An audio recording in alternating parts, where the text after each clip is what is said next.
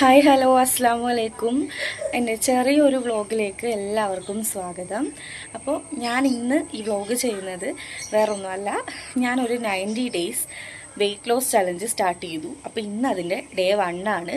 അപ്പോൾ ഇനി അങ്ങോട്ട് ഞാൻ എൻ്റെ കറൻ്റ്ലി വെയ്റ്റ് എത്രയാണെന്നുള്ളത് ഞാനിപ്പോൾ റിവീൽ ചെയ്യുന്നില്ല.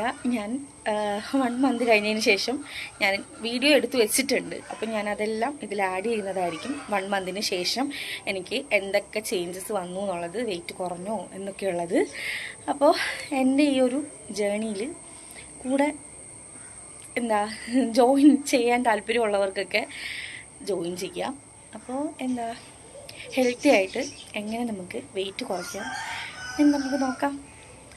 എന്തായാലും 90 ഡേയ്സ് കൊണ്ട് എനിക്കൊരു മനസ്സിലൊരിതുണ്ട്, അത്രയും വെയിറ്റ് ഞാൻ കുറയ്ക്കും എന്ന്.